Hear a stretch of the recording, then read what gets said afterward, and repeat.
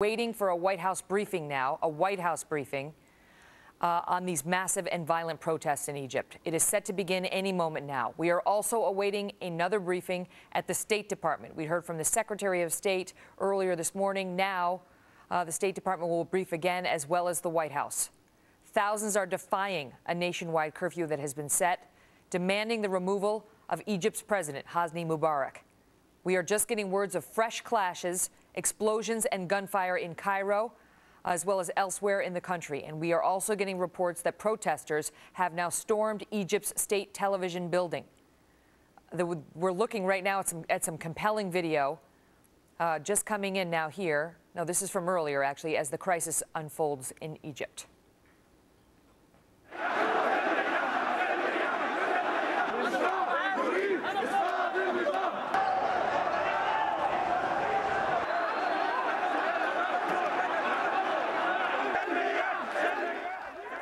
One of the biggest drivers behind these angry demonstrations is a group known as the Muslim Brotherhood. You've been hearing us mention that term. And it is not only credited with the birth of al-Qaeda and Hamas, but it is also linked to some of the world's most dangerous terrorists. Jamie Smith is a former CIA counterterrorism operative and my guest now. Jamie, thank you for being here. There are more and more reports that the Muslim Brotherhood is either behind this or is at least fueling it in large measure. And, you know, my last guest said, look, what do you expect when you have essentially a dictator who doesn't allow any democratic reforms or voices to be heard for 30 years? There's going to be an uprising in the street. On the other hand, what is the alternative we're looking at if Egypt's government falls? Well, the Muslim Brotherhood is, they're a Sunni-based group. And as you pointed out, they've got connection. Hamas is an offshoot. But their version, their goal, or their vision of a nation state would be somewhere along the Iranian/Taliban Islamic State. And, you know, we cannot ignore the idea that Egypt has been the largest opposition to Iranian control over the Middle Eastern area. And the Iranians have had that as their goal for many, many years. And Egypt has been a secular resistance to that. We cannot ignore the assertion that Iranian agents have assisted the Muslim Brotherhood in getting some of this moving and opposing the secular government. And if we were to see this be successful and the National Democratic Party, the NDP, fall, then what you would look at would be a jihadist, an Islamic jihadist-based state sitting there that would now be a real obstacle for the United States in terms of our ability to access the Suez Canal, which is vitally important to moving between the Mediterranean Sea as well as the Red Sea. We've got operations ongoing in Africa, the Middle East, and South Asia. And Egypt sits at the crossroads between Africa and the Middle East, as you know. And we also have U.S. military overflights of Egypt that we're allowed to do now. And that would be something that would probably come into conflict with an Iranian-backed state, if you will. And that would now, not only would it create military implications for us, but it would also create problems for the Israelis as well. That's what I wanted to ask you about next. Speak to what this means for Israel if this government falls and a government backed in large part by the Muslim Brotherhood comes in. Well, every time you've ever seen a Palestinian-Israeli conflict flare up, you've seen Egypt step in and attempt to mediate and try to work this out. Egypt was the first Arab nation to recognize Israel. And were Egypt's current Mubarak-led government, the NDP, to fall, and it was taken over by an Islamic jihadist, if you will, state that backed by the Iranians, whether Sunni, Shia, either, probably would be a Sunni. What you would wind up seeing would be probably zero support for the Israelis. Right now, the Gaza Strip is protected by and monitored by Egypt. And as the bad guys, if you will, try to push tunnels across to smuggle weapons and terrorists into the Gaza Strip, Egypt has an active military operation, counter-terrorist operation, combating that, which supports Israeli security. So it would be essentially opening the floodgates in the Gaza Strip area and allowing the flow of terrorist and ordnance or weapons into Israel. It would not be good for the Israeli state at all. Could we be looking at an Egypt-Israeli war? Well, I mean, I don't know that we would go that far with it, other than the way that, and again, I'm focusing on the concept that but at the moment, that's out of the question, right? That's not going to happen under the current government. The question is does that become somehow possible? If you've got a regime sympathetic to Iran, now replacing the current regime and the old regime, which sort of did a little blocking for Israel, gone. Right. One of the things that we cannot ignore here is that the way that Mubarak and the NDP came to power in the first place was by a military coup. And, while everybody focuses right now on the Muslim Brotherhood and how much influence they've had over the protests we're seeing, there is also something else that could be going on that we need to keep in the back of our heads as an alternative. And that is that Mubarak wanted his son, Gamal Mubarak, to take over.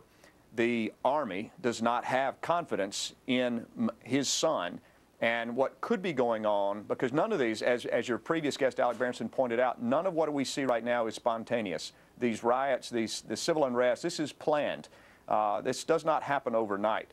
And this one option here is that the army is actually behind this in some way in order to destabilize the current Mubarak government and allow the security apparatus to be unable to deal with what you see in the streets, which would then create the opportunity for the army to come in, take over, and then essentially have regime change, but not for the purpose of changing the regime in terms of changing it to an Islamic state, but changing it in terms of putting in their version of the guy they want instead of Gamal Mubarak. Well, is that possible? I mean, could you have either that or some other more gradual, more democratic shift?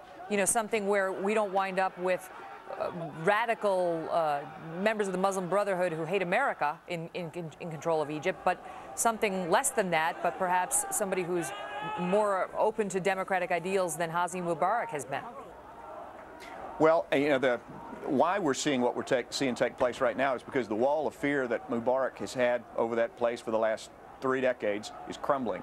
And the way that they're going to, the way the army or the National Democratic Party is going to regain control is what you're seeing right now. They are going to ramp up fear in that population as quickly as they possibly can to rebuild that wall of fear. That's why you're seeing what you're seeing right now.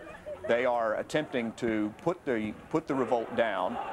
They're trying to do this as quickly as they possibly can and get back in control again. The army in Egypt is extremely powerful, and they do not want to lose control, and they certainly don't want to lose control to a religious-based government. That's something that I just do not see that taking place. We may see some Muslim Brotherhood influence here because you have strife in the streets, and there's probably a lot of Iranian influence in that. But I think what we're going to see is the army's going to come in because the police are not going to be able to take care of this. The paramilitary security they cannot, and the army is going to come in. They're going to put this down, and it's probably going to be extremely violent and harsh. They're going to put it down, and I think you're going to probably see a regime change where the army installs their version because of leadership, because the National Democratic Party that Mubarak runs right now, they're internally split over how to deal with this situation. And I believe the army is going to let this play out, and then once they allow it to get to a point where they say, look, security can't be maintained any longer, obviously we have to come in. They'll come in, then they will install their own version of who they think needs to be in charge. I believe that's really how we're going to see this play out. That sounds like a much more palatable option than some of the other ones we're hearing about, but we're going to have to watch and see. Jamie, do me a favor and just stand by, because we've got some breaking news I want to get to, but I want to bring you back in a moment. We are being told now, we told you moments ago, that we were expecting an update from the State Department and an update from the White House. Both have now been either canceled or postponed. No reason why has been given. In fact, no, we've been being told that they're being postponed. We don't know why, whether they're getting new information, whether they don't feel it's time to speak, but they had told all the media, alerted everybody, get ready, we've got something to tell you. And now both the State Department and the White House saying, stand down for a moment as we try, as I guess, we don't know what they're doing. We're trying to figure it out and find out whether they've got news to share, whether now or later. In the meantime, I want to get to Greg Jarrett, who's got more from the breaking news desk on the Egypt situation. Greg? Yeah, Meg, my sense is just from the developments that are crossing the wire and the information we're getting now from our sources is that, they're in the all scramble mode right now. And, you know, a lot of attention may be paid to the Situation Room. The U.S. State Department today is now urging all Americans to defer non-essential travel to Egypt because of the violent anti-government protests there. They are telling Americans, they are cabling Americans, they are issuing a warning to the U.S. Embassy in Cairo. Tell Americans who are there, stay in your homes, stay in your hotels, and they don't want people to be going out on the street. At the same time, no evacuation order, at least officially, has been issued as yet, according to our own Jennifer Griffin, who is over at the Pentagon. But they're watching the situation there very, very carefully as the developments continue on the streets of Cairo. Apparently, any evacuation would involve the Egyptian military. And of course, we have our own contingent there that protects the embassy. But so far, no evacuation, although you can bet that the embassy there in Cairo is being well secured at the moment, given what we're seeing on the right-hand side of the screen, all the protests that are taking place in Egypt. But Americans being told, stay in your hotel, stay in your home, don't go out on the street, and all non-essential travel should be canceled right now. Meg? Indeed, and you can understand that warning. Greg, thank you. Well, former press secretary for President George W. Bush and Fox News contributor Dana Perino joins me now. Dana, there's been some questions today about what, if anything, the White House, the State Department should be saying, because I think our viewers are now starting to get the feel for what a difficult position the United States is in watching these events. What, you know, on the one hand, these are pro-democracy demonstrators. That normally would be something America would support. And yet the question is, what happens if this regime falls and a Muslim Brotherhood-backed or inspired or sympathetic regime comes in that is not an ally of America and not an ally of Israel's? Well, it's certainly not a black and white situation, as they're pointing out. And I think that because the White House and the State Department briefings have just been postponed, as you just reported, I think that is an indication that one of the things you find in developing situations like this one is that the first reports you get are almost always wrong. And you want to make sure that what you're saying is delivered very carefully. Because remember, President Obama, when he speaks, does not just have one audience. He's not just speaking to the American people. He's speaking to our allies. He's speaking to the protesters themselves. He's speaking to the current Egyptian government. And so their words have to be chosen very carefully. I believe that, of course, they want to see democracy advance in these places, but instability is also something that they have to be concerned about. Right. I mean, look what happened with Hamas, you know, in the Middle East. Let me ask you this, Dana. When you were working in the White House under President George W. Bush, was the policy materially different towards Egypt than it is now? No, and typically over the presidencies, you will see that foreign policy actually does not change that much. President Bush did put a particular focus on a freedom agenda, what he called the freedom agenda, in the belief that every human is born with an inherent right to freedom. And we saw him say that he believed that freedom and democracy would actually make the world a better place and make the United States safer from terrorism in the long run. You look at some place like Iraq right now, while it had a very difficult start to their fledgling democracy, it is starting to work now. And you see a little bit of a ripple effect that people start to look over and say, well, if they get to be free, why couldn't I be free? And I will tell you, Megyn, on the technology level, oppressive regimes are not going to be able to stay one step ahead of technology forever. And you see them shutting down the internet, shutting down information. I'm on the Broadcasting Board of Governors for the United States government, and one of the things that they try to do is make sure people have access to free information because they're dying for it, literally dying for it on the streets.